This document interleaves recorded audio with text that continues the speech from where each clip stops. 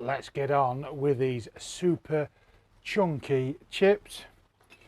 I've got 8 Marbello baking potatoes, nice and large, nice and buttery flavour, and we're going to peel them into our bowl. I'm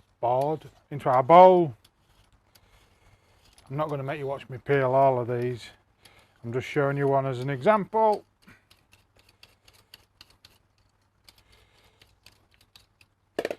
So once we've got it peeled, if you've got a mandolin, use it. I ain't got one, and I'm also scared to death of them. So I'm going to be testing my knife skills. So we're going to slice it up nice and thin with a knife. But to stop it oxidising, we're going to put it straight into our milky mixture. So I've got here a pint of semi-skimmed milk. Use cream, use full fat milk if you want. I'm trying to be slightly good, but I'm not sure you can be with these size chips. And I've got me garlic press, and I'm going to put 3 cloves of garlic into that milk just to flavour it.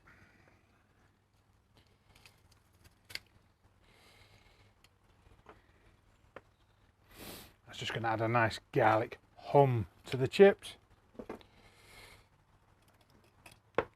Drop in that good garlic-y goodness.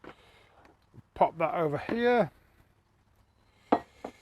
And then with our knives, we want to get them nice and thin.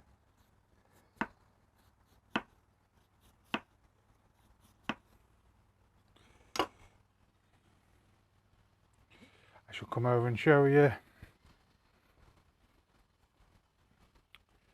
It's a nice, thin, you can almost see through them. I'm going to keep slicing these potatoes, and as we're slicing them, we'll drop them into that milky, garlicky goodness. But in the miracle of time and YouTube video editing, I'll get these done.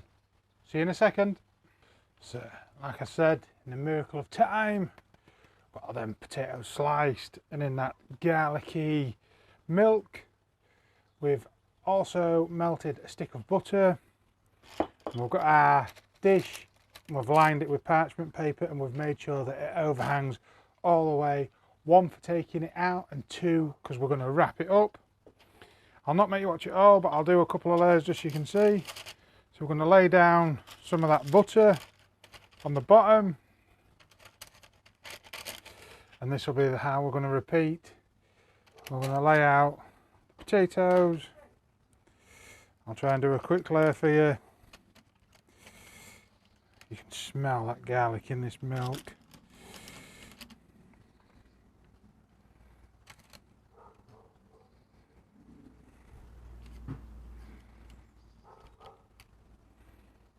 Obviously, when you're doing it at home, spend a little bit more time getting it looking nice and pretty. That's first layer. Then salt and pepper. So first hit that with some pepper. Keep a trusty tea towel in between each thing. And then some beautiful Maldon sea salt. Just a few flakes of that. And then we're going to drip over some butter. And we're going to keep repeating that till we fill this up. I'll get on with that. See you guys in a second. Right, so we've built our layers of potato, salt, pepper, and then butter right the way to the top. And then that garlicky milk, we're just going to pour in to them potatoes. Fill it up. Get it all in there. Beautiful. Get that butter and just finish it off with the butter. These are not your everyday snacks, but for a one-off treat or hangover cure, these are the ones that will sort you out. Last chance to get some seasoning on there. Salt. pepper, wrong way round, and then we're going to tuck it up, and that's why you wanted that overhang. I'm going to press, and then we're going to take this to our oven. It's been preheating at 180 degrees Celsius, and we're going to bake this now for 2 hours until it's nice and tender when you insert a toothpick. So just over 2.5 hours has passed. We're going to pull out the potato gratin, basically, that's going to make our wonderful naughty chips. And I've cut myself a piece of cardboard because this is the time that we want to press that potato, so get some pressure on there. And then I've taken just a house brick, and I'm going to apply that pressure with the house brick. We're going to leave that now to set, preferably overnight, guys. So let it cool down, bang it in the fridge, cook it the next day. But we're on a cook day, it's a weekend, and we're going to try and chill this in a couple of hours. So I'm going to let this cool down, give it a blast chill, see you when it's time to slice. So the brick has done its job. The cardboard is set down in the fat.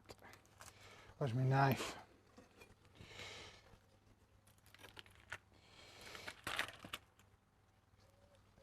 Pop off that cardboard.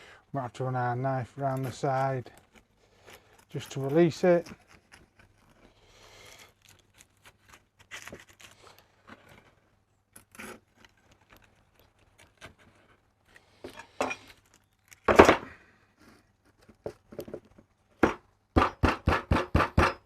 After a little bit of a fight, we can peel off that parchment paper. So I've nicely got it out. I've got in our frying pan some rapeseed oil, crisp and dry. And what we're going to do now is slice these into giant sized chips.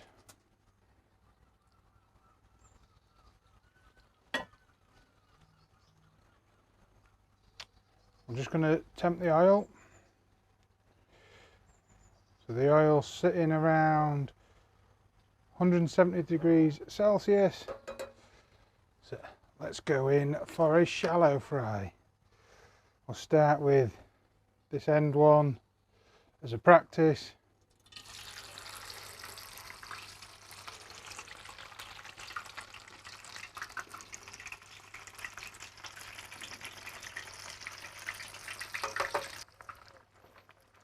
Start to add them.